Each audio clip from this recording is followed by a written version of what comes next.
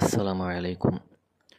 பெரும்பாலான மனிதர்கள் இஸ்லாமிய மார்க்கத்தில் உள்ள வணக்க வழிபாடுகள் இன்ன பிற நல்ல காரியங்களை செய்யும் பொழுது அந்த காரியங்களுக்கு எதை அடிப்படையாக எதை ஆதாரமாக கொண்டு செய்கிறார்கள் செயல்படுகிறார்கள் என்றால், எங்கள் முன்னோர்கள் இப்படித்தான் எங்களுக்கு சொல்லிக் கொடுத்தார்கள், எங்கள் தாய் தந்தையர் எங்களுக்கு இப்படித்தான் சொல்லிக் கொடுத்தார்கள் என்று தங்களுடைய முன்னோர்களும் தாய் தந்தையர்களும் அல்லது மத குருமார்களும் என்ன வழிமுறையை சொல்லிக் கொடுத்தார்களோ அதன்படிதான் தன்னுடைய இஸ்லாமிய வாழ்வியல் நெறியை கடைப்பிடிக்கக்கூடிய மக்கள் அதிகமாக இருப்பதை நாம் காணலாம்.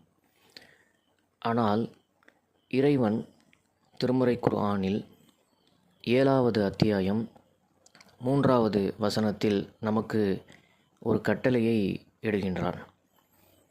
உங்கள் இறைவனிடமிருந்து உங்களுக்கு அருளப்பட்டதையே பின்பற்றுங்கள், அவனை விடுத்து மற்றவர்களை பொறுப்பாளர்களாக்கி பின்பற்றாதீர்கள், குறைவாகவே நீங்கள் படிப்பினை பெறுகிறீர்கள் என்று கூறுகிறான். எனில் நாம் இஸ்லாமிய மார்க்கத்தில் ஒரு காரியத்தை செய்வதாக இருந்தால் அது நம் இறைவனிடமிருந்து வந்ததாகத்தான் இருக்க வேண்டும். இறைவனிடமிருந்து வராமல் நம்முடைய பெற்றோர்கள் சொன்னார்கள், நம்முடைய மூதாதையர்கள் சொன்னார்கள், நம்முடைய மார்க்க அறிஞர்கள் இவ்வாறு தான் சொன்னார்கள் என்று ஒரு காரியத்தை நாம் செய்தோம் என்றால் அது இறைவனிடமிருந்து ஏற்கப்படுமா என்பது சந்தேகம்.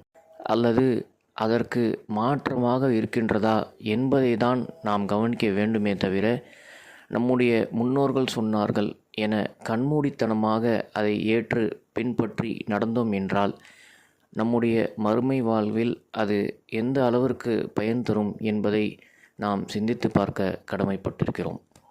நாம் செய்யும் எந்த ஒரு அமலாக இருந்தாலும் இறைவன் மற்றும் இறை தூதரின் வழிகாட்டுதல்களான குர்ஆன் மற்றும் ஹதீஸில் அந்த அமல்கள் இருக்கின்றதா, அதில் சொல்லப்பட்டவாறு தான் நாம் அதை செய்கின்றோமா என்றதை சரிபார்த்து அதன் பின்பு அதை நாம் கடைபிடிக்கக்கூடியவர்களாக இருக்க வேண்டும்.